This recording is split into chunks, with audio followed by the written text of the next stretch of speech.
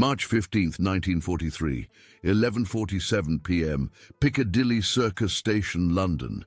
The Gestapo training manual said a good spy never sweats, never shows fear, never breaks eye contact first.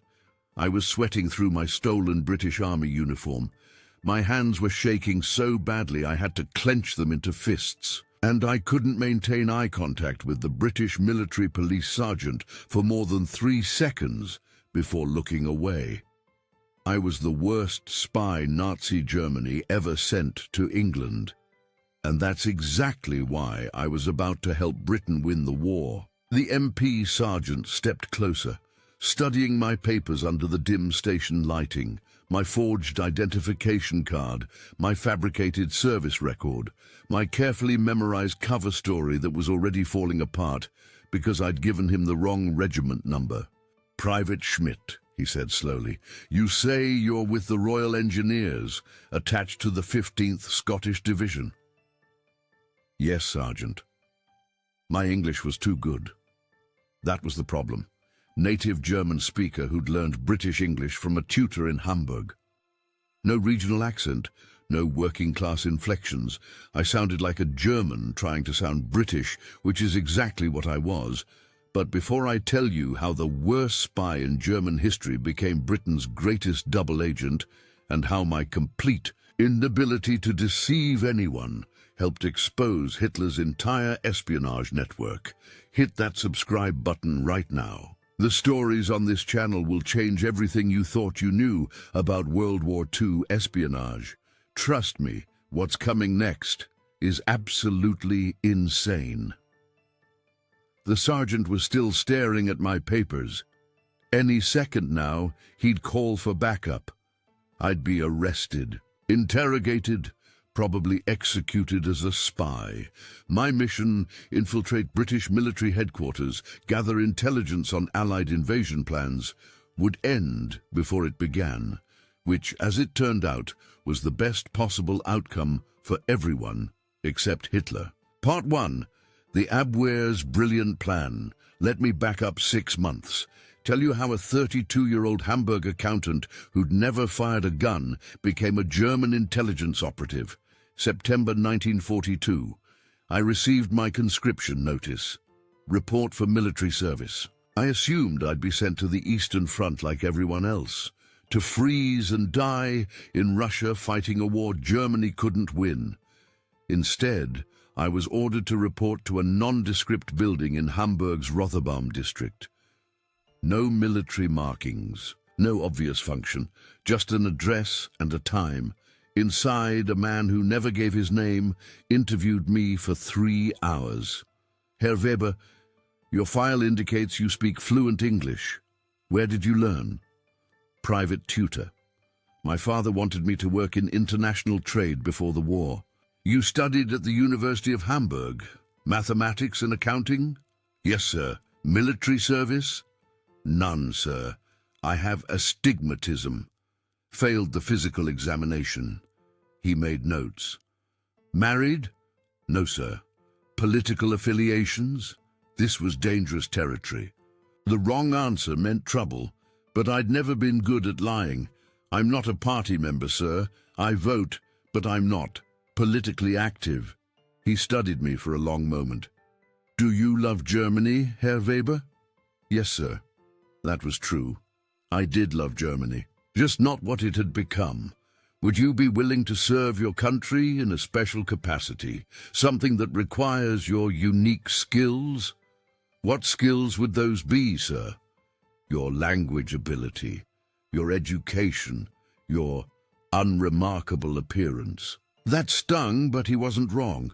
I was average height, average build, brown hair, brown eyes, nothing distinctive, the kind of face you forget 5 minutes after meeting me. "What are you proposing?" "The Abwehr, German military intelligence, needs men who can blend in, who can gather information in enemy territory. You would receive training in espionage tradecraft, then be inserted into England to collect intelligence on British military operations." I stared at him. "You want me to be a spy?" "Yes. But I'm an accountant, I've never even been in a fight.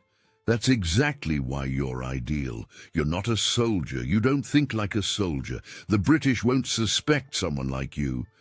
What I didn't say was that I wasn't ideal at all. I was terrible at deception. Couldn't bluff at cards. Couldn't keep secrets. Had once accidentally told my mother about a surprise birthday party 3 weeks early. Couldn't lie to save my life, literally. But I also couldn't say no to German military intelligence. Not in 1942. Not if I wanted to stay alive. When do I start? Part 2. Spy school for the incompetent. They sent me to Quentzsee, north of Berlin, a lakeside estate that had been converted into an Abwehr training facility. 40 other recruits, all selected for their language skills and unremarkable appearances. We learned everything a spy needed to know: cover identities, how to memorize a false background, answer questions naturally, maintain consistency under interrogation. I failed repeatedly, forgot details, contradicted myself, mixed up my cover story with my real biography. Secret communications, invisible ink, coded messages, radio transmission protocols. I burned through 3 bottles of invisible ink solution before producing a single legible message. My radio Morse code was so slow, the instructors joked the British would decode it faster than I could send it. Weapons training, pistols, knives, hand-to-hand combat. I'd never touched a gun. First time at the range, I flinched so badly at the recoil I dropped the pistol. The instructor picked it up, looked at me with disgust and said, "You're going to die in England." Surveillance and counter-surveillance. How to follow someone without being noticed. How to detect if you're being followed. I was terrible at this too. Walked into lampposts while trying to maintain visual contact with targets. Lost the people I was supposed to be following. Got spotted by counter-surveillance teams within minutes. After 6 weeks, the head instructor called me into his office. "Weber, you're the worst trainee I've seen in 4 years running this program. You can't lie convincingly. You can't remember your cover story. You can't shoot. You can't follow basic surveillance protocols. Why are you still here?" "I don't know, sir. I assumed you'd wash me out." "We should, but your English is perfect. And somehow, despite being incompetent at every spy skill, you've passed the written examinations with the highest scores in your class. The strategic analysis tests, the military intelligence assessments. You understand what information matters and how to interpret it." "Thank you, sir. It's not a compliment. You have the analytical skills to be an excellent intelligence officer. You just lack the practical skills to actually collect intelligence without getting caught immediately." He lit a cigarette, studied me through the smoke. "I'm recommending you for insertion into England. Not because I think you'll succeed, but because we're desperate. We've lost 17 agents in Britain in the past year, most caught within days. You probably won't last a week, but maybe you'll get lucky." That was my evaluation. Maybe you'll get lucky. Inspiring. Part 3. The mission nobody believed. In February 1943, they flew me to occupied France. From there, a fishing boat across the Channel, landing on the English coast near Dover at 3 a.m. on a moonless night. I was equipped with forged British identity papers, Private Robert Schmidt, Royal Engineers, $200 in British currency, a wireless radio hidden in a suitcase, invisible ink and codes for communications, a Walther PPK pistol with 2 magazines, which I didn't know how to use. Cover story: British soldier returning from medical leave after recovering from wounds sustained in North Africa. The plan was simple: infiltrate London, blend into military social settings, gather intelligence on Allied invasion preparations, report back via radio. The reality was much different. I made it approximately 18 hours before my first major mistake. I checked into a boarding house in Dover using my cover identity. The landlady, Mrs. Patterson, was friendly, asked about my service. I told her my rehearsed story, wounded at El Alamein, 3 months medical leave, reporting back to duty in London. My son was at El Alamein, she said, with the 7th Armoured Division. Did you know the desert rats? I panicked. I'd memorized facts about North Africa, but not enough detail to fool someone with personal connections. It was very chaotic. I didn't know many units beyond my own. What unit were you with? I said. The first thing that came to mind, the 15th Scottish Division. Her expression changed. The 15th Scottish wasn't in North Africa. They're in England training for something. I'd just blown my cover in the first real conversation, I meant. I transferred to the 15th Scottish after recovering. Originally, I was with. I tried to remember which units were at El Alamein, drew a complete blank. Another unit! The details are classified. She didn't believe me. I could see it in her face. But she didn't say anything, just gave me my room key and told me breakfast was at 7. I lay awake all night, certain the police would arrive at dawn. They didn't, but I realized something crucial. I couldn't maintain my cover story. Every conversation would expose new lies. I was going to be caught, probably within days, unless I did something desperate. Part 4. The Surrender March, 15th, 1943. That brings us back to Piccadilly Circus station. The MP sergeant studying my papers. Me sweating through my uniform, unable to maintain my lies. The sergeant called over his corporal. They conferred quietly, looking at me, looking at my papers. This was it. I was caught. Private Schmidt, the sergeant said, I need you to come with us. We have some questions about your documentation. My training said, run, disappear into the crowds, evade capture, protect the mission. My instinct said, you can't run. You can't evade trained British military police. You can't protect a mission you were never qualified for. I made a decision that would change everything. Sergeant, I need to tell you something. I'm not Private Schmidt. My name is Johann Weber. I'm a German intelligence operative. I was inserted into England 3 weeks ago to gather military intelligence. I want to surrender. The sergeant and corporal stared at me. Say that again. I'm a German spy. I'm surrendering. I want to cooperate with British authorities. They arrested me immediately, handcuffed, searched, found my radio, my codes, my genuine German identification papers I'd been stupid enough to carry as backup. They transported me to a facility in Kensington, room 055, though I didn't know its significance at the time. Locked in a cell, 6 hours alone before anyone spoke to me. Then a man entered, civilian clothes. Calm demeanor. He introduced himself as Lieutenant Colonel Stevens, though I'd later learn everyone called him Tin Eye because of his monocle. Herr Weber, he said in perfect German, you've created an interesting situation. You're the first German agent to voluntarily surrender to us within weeks of insertion. Most fight or flee. You walked up to military police and confessed. Why? Because I'm a terrible spy. I can't maintain my cover. I can't lie effectively. I was going to be caught anyway. I thought cooperation might save my life. Pragmatic. Tell me about your training, your mission, your Abwehr contacts, everything. I did.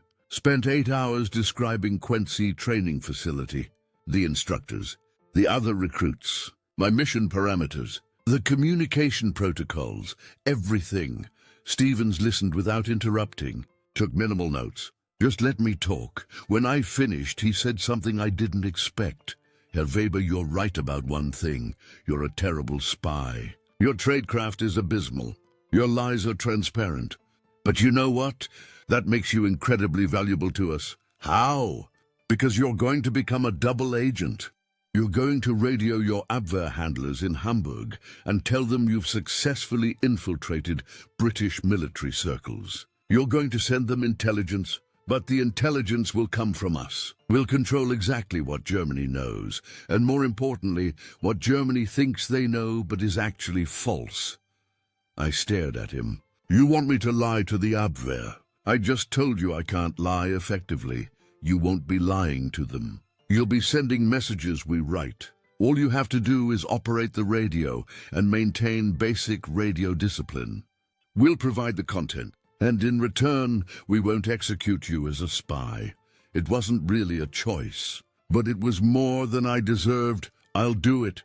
Excellent. Welcome to the double-cross system. Your code name is Tate, and you're about to help us deceive Hitler himself.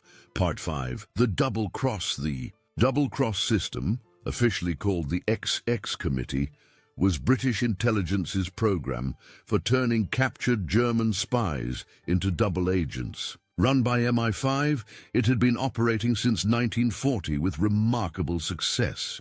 What I didn't know was that by March 1943, the British had captured or turned every single German agent operating in Britain, every single one. This Abwehr thought they had an entire spy network, feeding them intelligence about British military operations. In reality, they had nothing but British-controlled agents sending carefully crafted disinformation, and I was about to become part of that deception.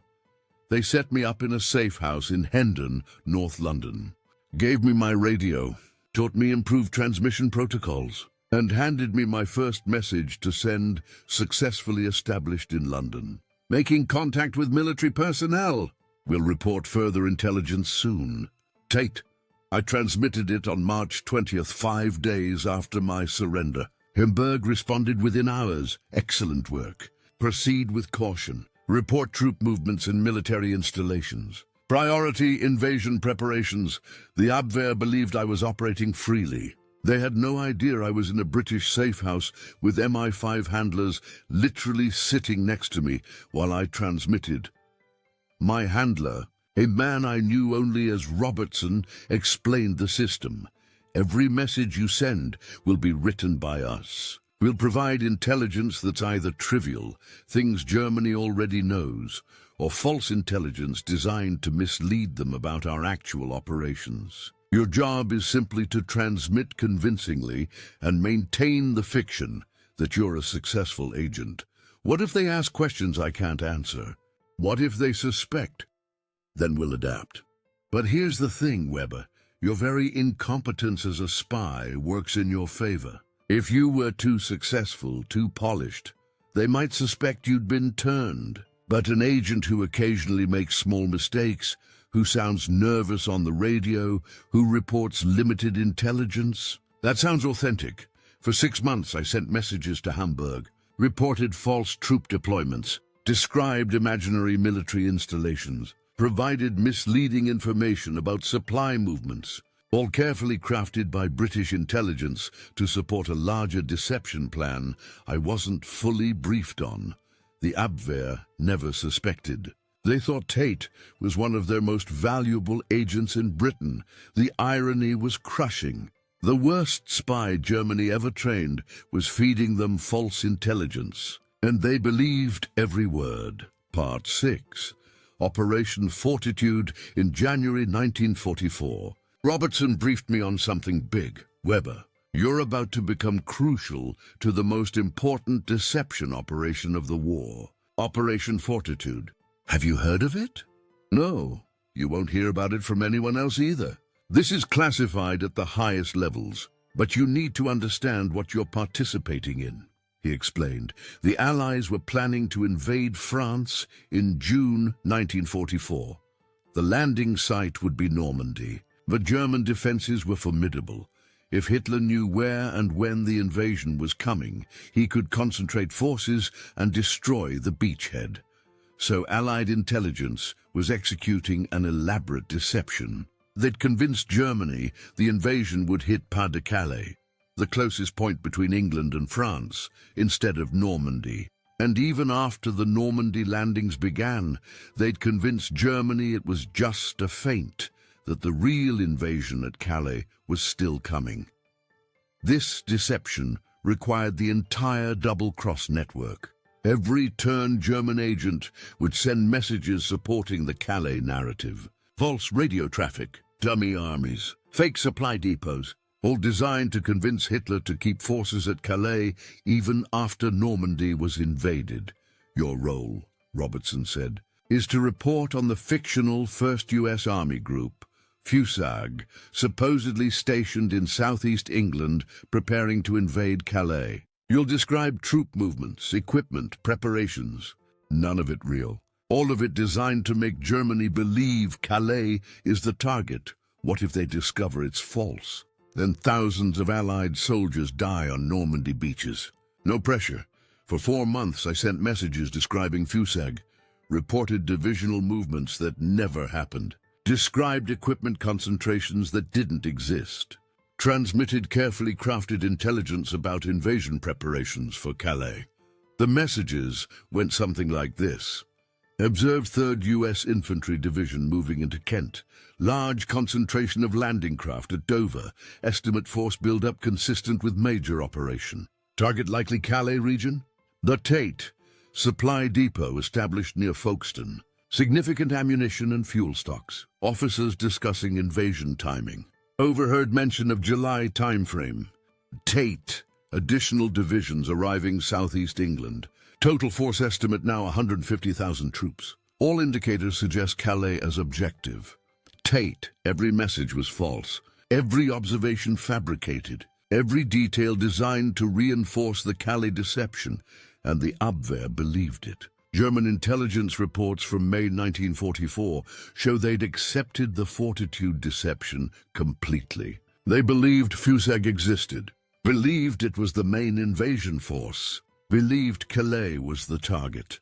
When D-Day came on June 6th, German forces in Calais stayed put, waited for the real invasion that never came, while American, British and Canadian forces stormed Normandy beaches. 15 German divisions sat idle at Calais, convinced by false intelligence that the real attack was still coming to their sector. I'd helped make that happen. Me, the accountant from Hamburg, who couldn't lie to save his life. I'd become part of history's greatest deception by doing exactly what I was told and transmitting lies written by someone else. Part 7. The Guilt But. Here's what the history books don't tell you. Being a double agent, even a reluctant one, carries weight. July 1944.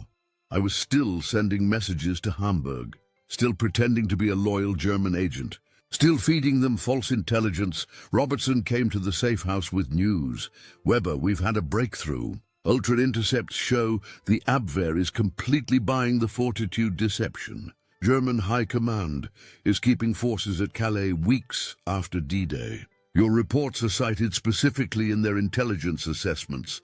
That's good. It's better than good. It means Allied forces in Normandy face reduced resistance. It means thousands of soldiers who would have died are surviving. Your work, our work, is saving lives. I should have felt proud. I felt sick. Robertson, those messages I'm sending, they're going to people I know. Some of my instructors from Quincy, my Abwehr controller in Hamburg, Sturmbannführer Dietrich. These aren't abstract enemies. They're people. People who work for a genocidal regime trying to conquer Europe. I know. But they think I'm risking my life for Germany. They trust me, and I'm betraying that trust. You're betraying Nazis, Weber. There's no moral equivalence here. He was right. I knew he was right, but it still felt wrong somehow.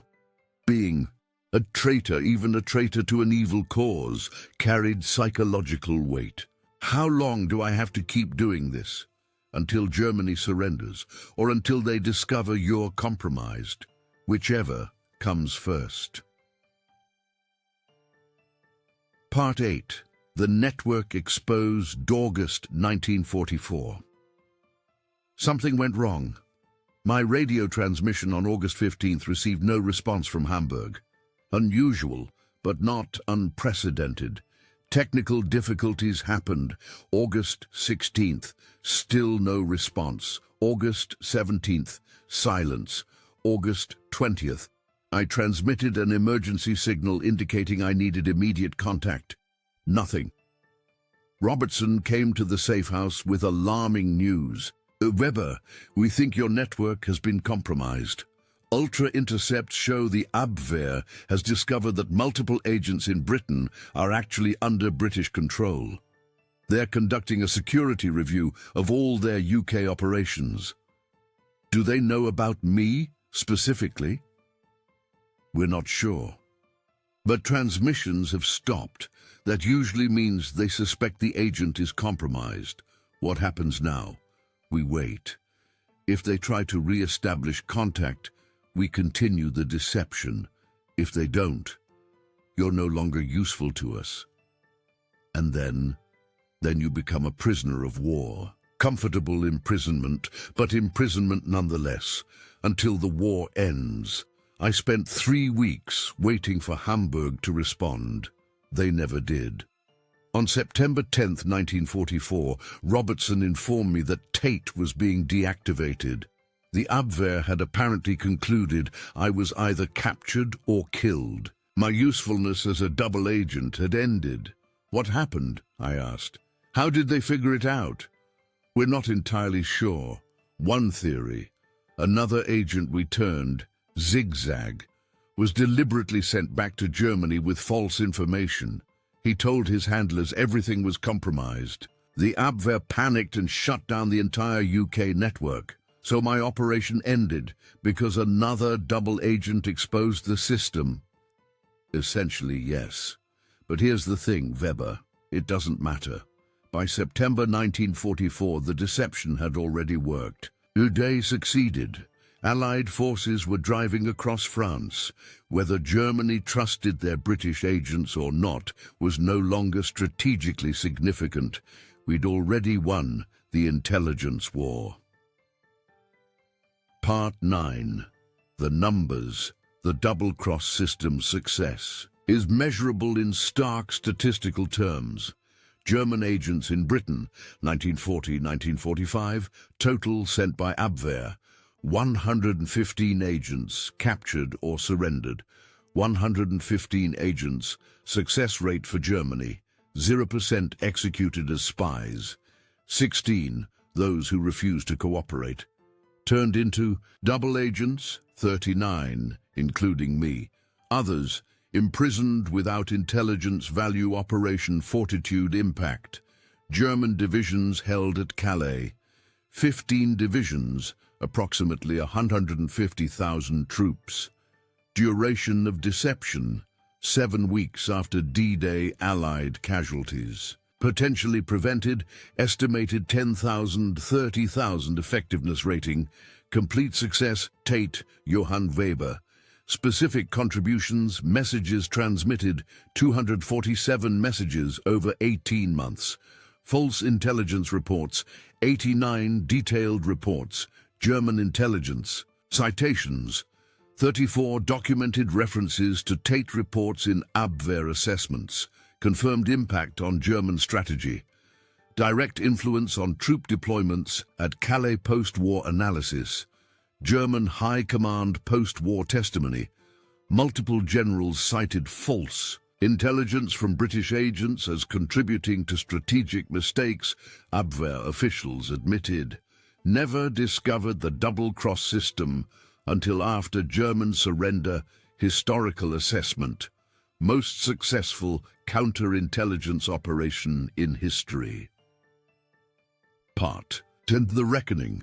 They kept me in comfortable imprisonment from September 1944 until May 1945. A house in Surrey, technically under guard, but treated more like a guest than a prisoner. VE Day, May 8, 1945. Germany surrendered. The war in Europe was over. Robertson visited me the next day. Weber, you're free to go. Well, not exactly free. You're technically an enemy alien with no legal status in Britain. But you're no longer a prisoner. We need to figure out what to do with you. What are my options? Return to Germany. Face whatever justice or chaos awaits there. Stay in Britain as a refugee, though your status would be uncertain. Or, he paused, continue working for British intelligence. We're going to need German speakers who understand intelligence operations for the occupation and denazification programs. You want me to keep spying on my own countrymen? I want you to help rebuild Germany, help identify Nazi war criminals, help establish a democratic government, use your intelligence training for something constructive. I thought about Hamburg, my parents, my sister, the city I'd grown up in, now destroyed by Allied bombing. The country torn apart by war and ideology. I'll stay, I'll help, but I want something in return. Name it. Help me find my family. I haven't heard from them since 1943. I don't know if they survived the bombing raids, the final Soviet offensive, any of it. Help me find them. Done. They found my family 3 months later.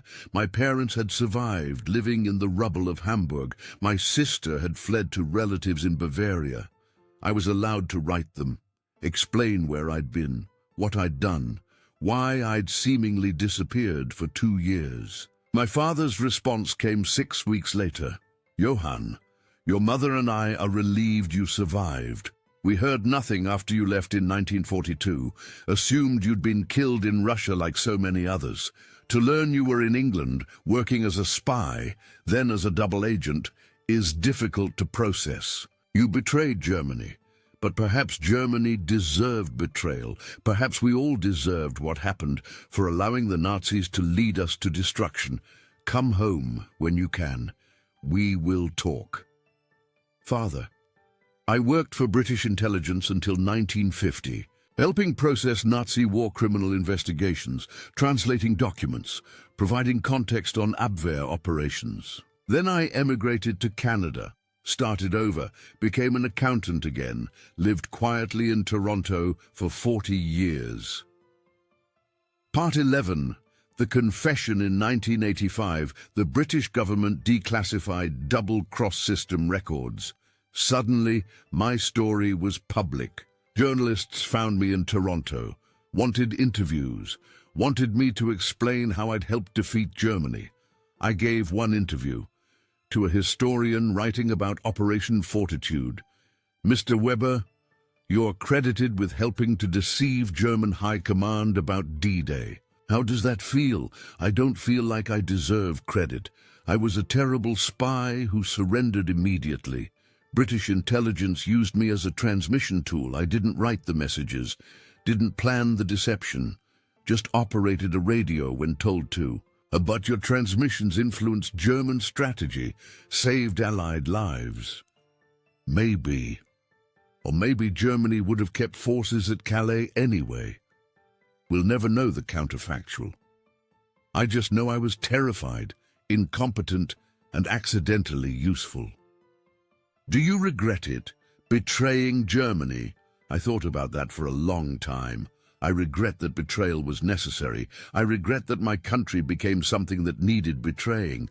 But do I regret sending false messages that may have saved Allied soldiers' lives? No. I was on the wrong side. The Nazis were evil.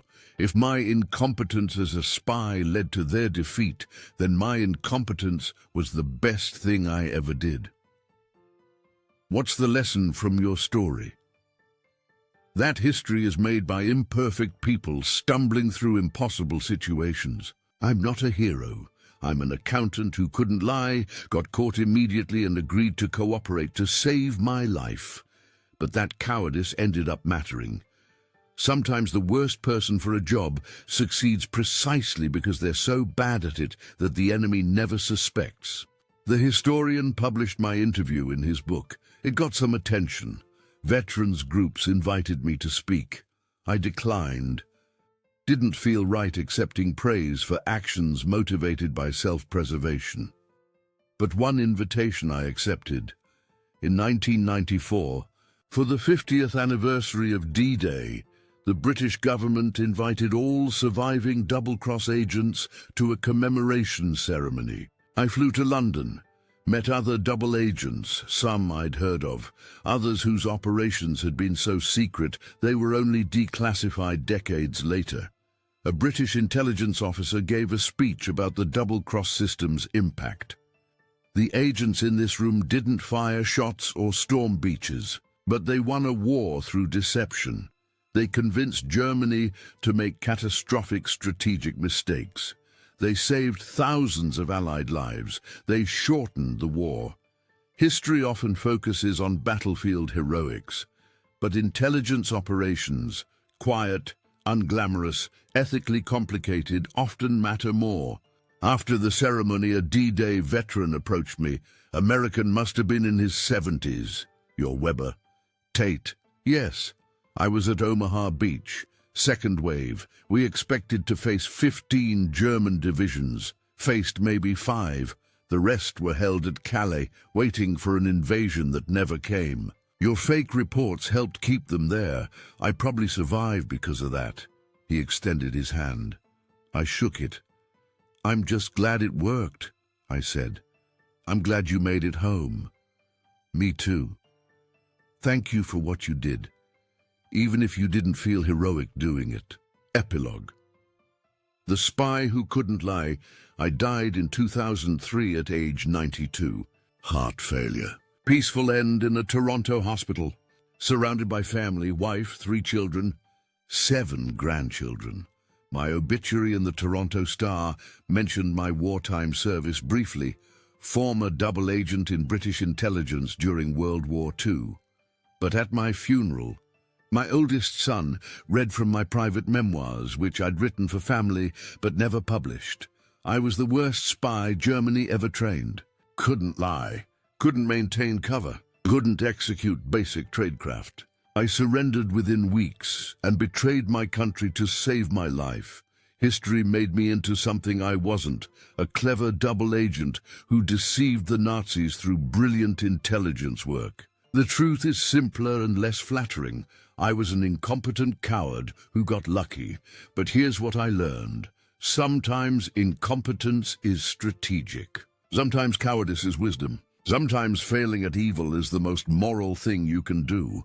I failed at being a Nazi spy. Thank God for that failure. I succeeded at being a British double agent only because British intelligence wrote my script and I followed directions. I survived the war through luck, cooperation, and the willingness to admit I was on the wrong side. If there's a lesson in my story, it's this. When you discover you're serving evil, betray it immediately. Don't worry about courage or loyalty or honor. Those virtues become vices when applied to wicked causes. I betrayed Germany because Germany had betrayed everything decent. I helped Britain because Britain was fighting for something worth preserving. Was I a hero? No, but I was useful. And in the end, being useful to the right side matters more than being heroic for the wrong one.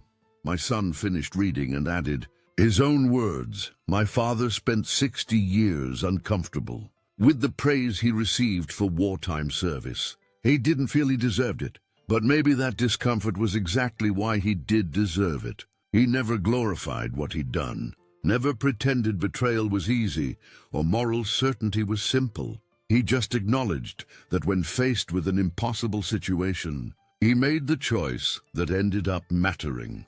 The Spy Who Couldn't Lie taught one final lesson. Honesty about your own limitations, your own fears, your own motivations. That's the rarest form of courage. Johann Weber was a terrible spy. Thank God for terrible spies. They sometimes save the world.